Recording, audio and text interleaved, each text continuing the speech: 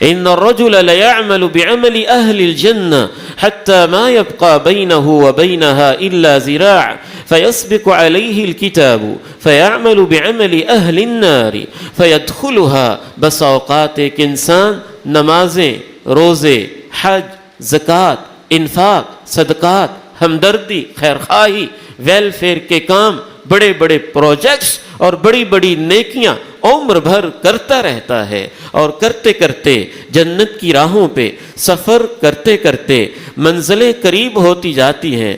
جنت کے اور اس کے درمیان محض ایک ہاتھ کا فاصلہ ہوتا ہے، وہ جنت میں داخل ہونے ہی والا ہوتا ہے.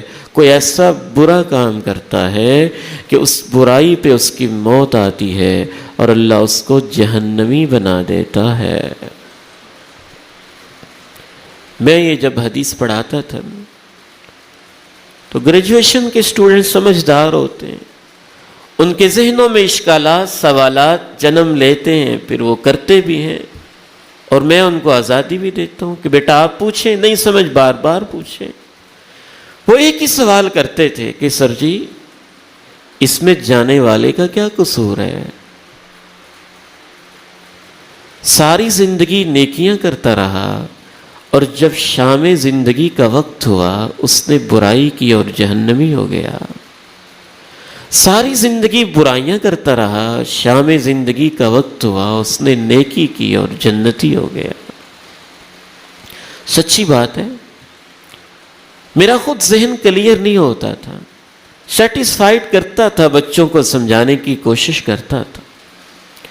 میرا ذہن تب کلیئر ہوا جب میں نے امام ابن رجب رحمہ اللہ کی عظیم کتاب جامع العلوم والحکم فی شرح 50 حدیثا من جوامع الکلم جب اس کا مطالعہ کیا تو اس میں امام ابن رجب رحمہ اللہ نے ایک بڑی پتے کی بات لکھی. ایک شیخ الاسلام امام ابن تیمیہ نے ایک کمال کی بات لکھی.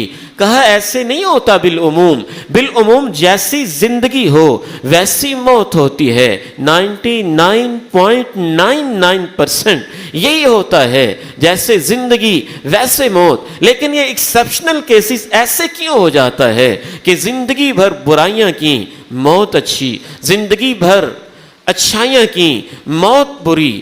امام ابن رجب رحمہ اللہ لکھتے ہیں بدسیسۃ فی قلبہ، ایسے اس وقت ہوتا ہے جب نیتیں خراب ہوں، دل میں فساد ہو، ارادوں میں مفادات ہوں، اور اللہ کے لیے بندہ خالص نہ ہو، تو مرتے ہوئے اس کو ذلیل کرنے کے لیے اس کی اندر کی دنیا اللہ دکھا دیتا ہے.